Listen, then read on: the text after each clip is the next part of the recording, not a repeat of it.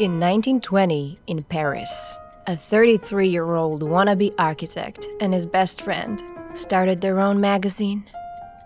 Le Corbusier. It's a kind of name that could make a man famous. He needed a new name for the magazine, of course, because he was going to make some bold statements. Like that the last 100 years of architecture was a complete mistake. It's the education, dusty old national schools that kept architects out of touch with reality. They kept rebirthing styles of the past, but the world had changed so much and so fast. Everything was bigger. There were new kinds of buildings, new construction methods. The problem was that architects had hitherto only decorated the modern world in various ways. The point, however, was to shape it. To shape the modern world meant to take it as it was, to design buildings that looked like they belonged in it. The secret was to look for beauty where it wasn't supposed to be. Like those things they're building in Americas. Not that, God forbid, but this. And these ones for grain and for cars. Cars, planes, ships. They're beautiful, these machines. They're everywhere. They could take away our humanity, or they could give it back if we learn how to use them. We could build a better world with them. Because to shape the industrial city meant to improve it, to design buildings that solved its problems. And Le Corbusier knew exactly what was wrong with the world. It was that everyone's house was a complete mistake. Everyone knew it, but no one had the guts to do what it takes. Use new technologies to reinvent the way we build. Make it so that it's no big deal to buy a house. For anyone. Build houses that are as beautiful as machines. Built by machines and like machines. Machines for living in. Everyone was outraged by this, so he kept saying it again and again. Machines for living in. He built one for best friend and for mom, and soon they came knocking. The artsy rich, and he built them villas in the suburbs of Paris that looked like modern art. Endless windows, empty walls, car under the house, ramps instead of stairs, gardens on the roof. A new way of life, one villa at a time. But that's no way to change the world. The architect wanted more. He had ideas for more. He had figured out early on that the only correct way to live in cities was in apartment buildings. These were high-tech, machine-age, giant apartment buildings. The kind that dystopian novels of the future could be written about. At least he got their attention. He'd sell his soul to build something big, but no one had the guts to pay for it. Those dusty academics were fighting back. To defeat them, he needed a cabal of his own. They started it in 1928, International Congress of Modernist Architecture. There were 28 of them on the first meeting. They built machine-inspired houses, and the style of these houses became a uniform that banded them together. Their cause was to convince the world to let them design the future. What was radical about them was not what they built, but what they wanted to build. That they saw the entire shape of the modern world as their responsibility.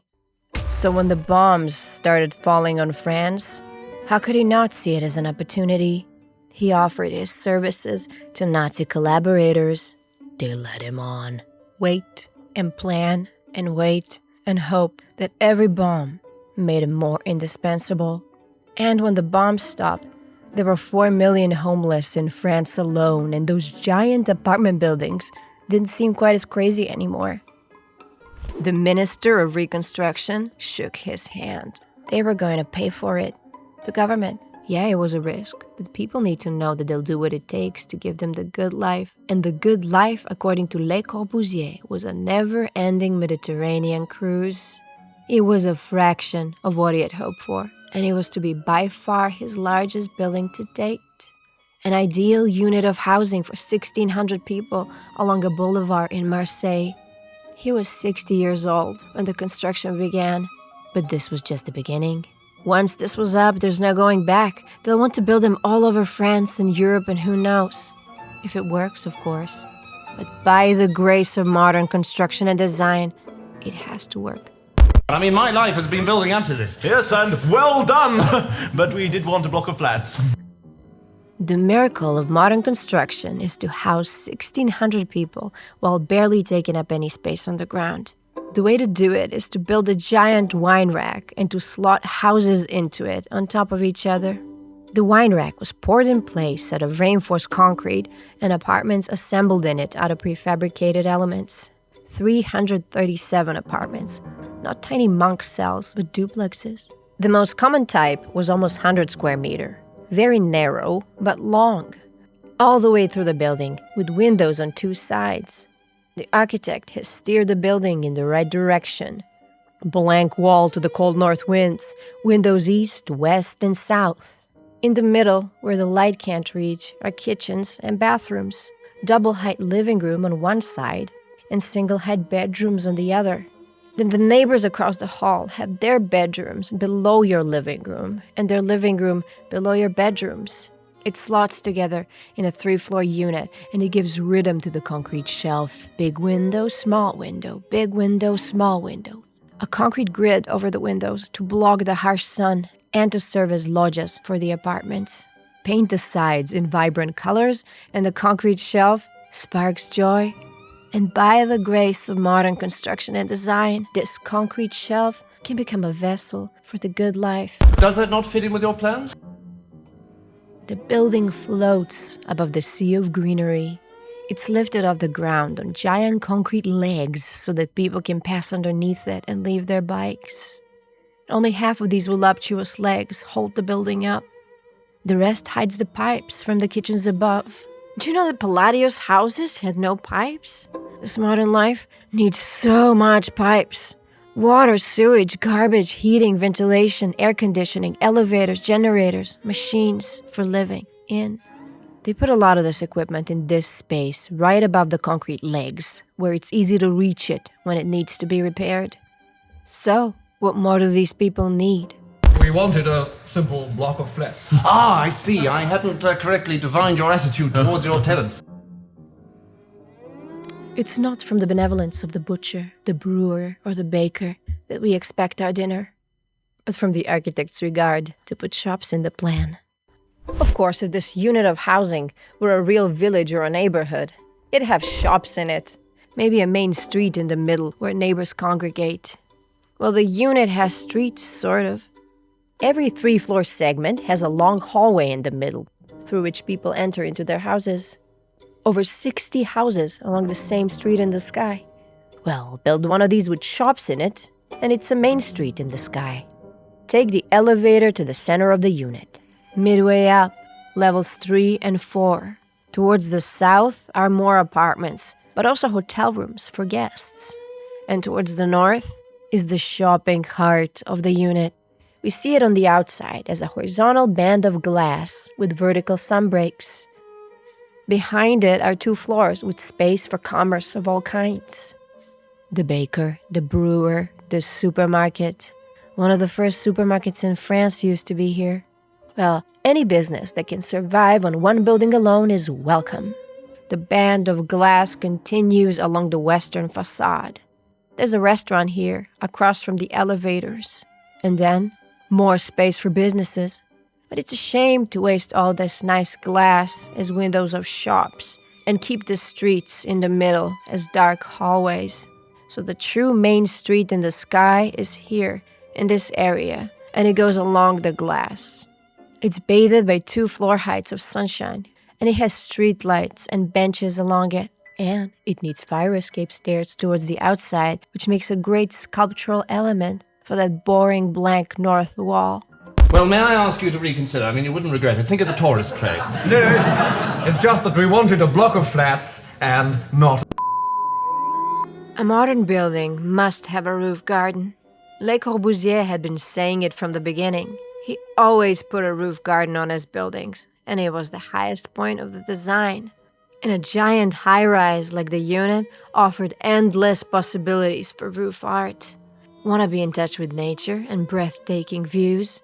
Why climb a mountain when you can take the elevator all the way up? Nothing quite like 17 floors of life beneath your feet. You come out of the shaft and there it is. open blue sky and sun in your eyes.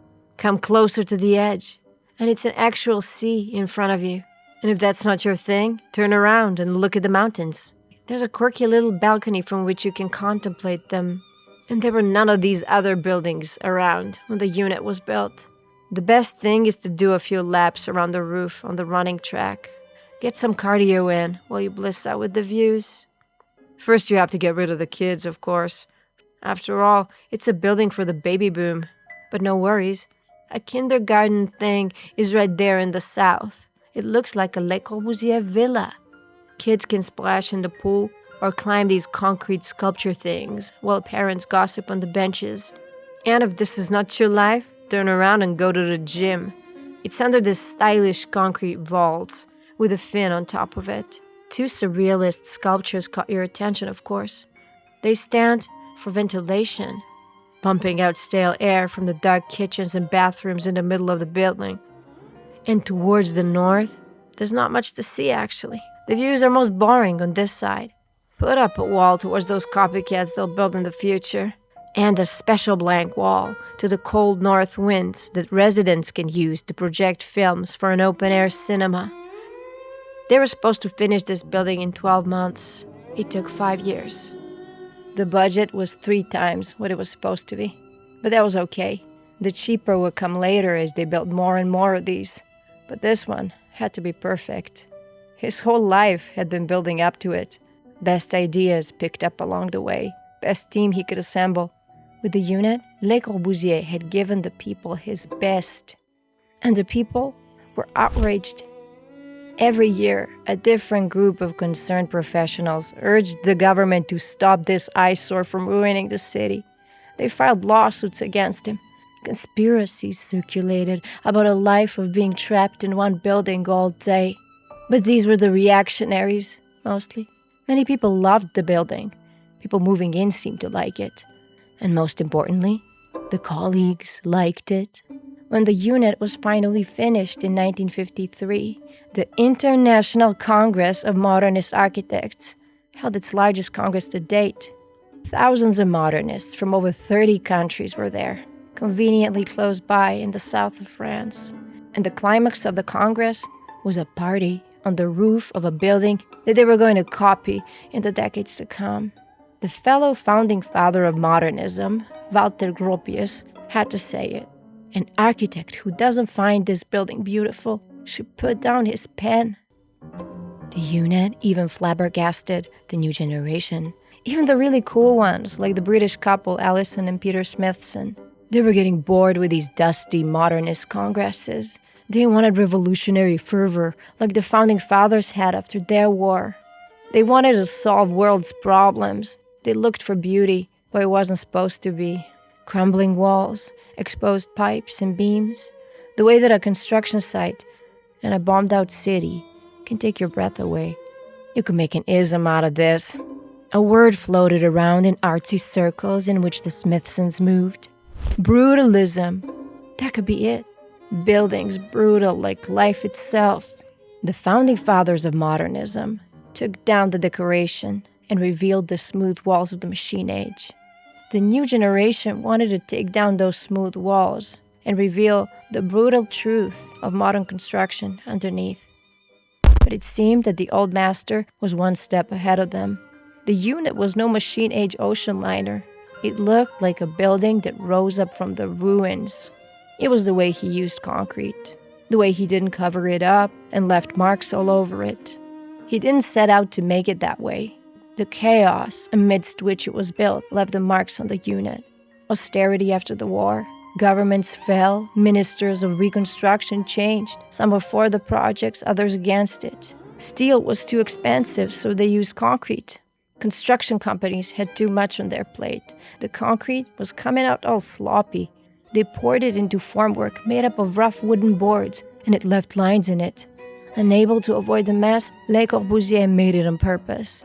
The marks and textures that the wooden boards left in the concrete were the brush strokes of architecture, and he painted with them. He made patterns out of them, textured different parts of the building with different finishes. He called it béton brut, which simply meant exposed concrete. The young modernists were thrilled. Brutal concrete, that's exactly what we need. Brutal concrete is the future. But the great master didn't want to be a brute. He thought they were missing the point. Anyone could do brutish concrete. But how about all the ways in which he made it fun and playful and beautiful? That's what it's all about, right? Isn't it? This is what he wrote in his magazine all those years ago. You work with stone, with wood, with concrete. You make them into houses and palaces. This is construction. But suddenly, you touch my heart. You do me good. I'm happy. I say, it's beautiful. This is architecture. Time and again, this world that needs our plants to live swallows them up and laughs at them as it takes its shape around us. Yet, the world has kept its architects to decorate its brutal handiwork, perhaps, to look for beauty in it, despite all, to want to make it better. And maybe it keeps them for the same reason it has kept them for thousands of years. To change it in a way only they can, and the only way they can, by finding a new way to touch our hearts with brute reality. This is what Le Corbusier said about his unit of housing in Marseille. I have decided to make beauty by contrast.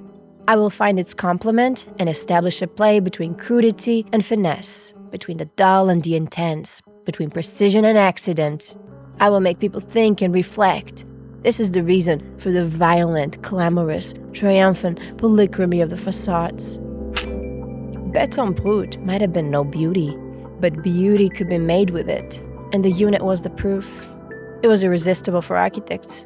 It defied gravity, added curves to the world of straight lines, gave texture to the world that was getting smoothed over. So, in 1953, as modernist architects partied on the roof of the unit, a wave of béton brut was about to break over the world, and they'll have to swim in it. The unit of housing will become a raft that they'll hold on to for dear life. And I can see it oh so clearly now, still going on. Yes, I can see it oh so clearly now, though all of it's gone.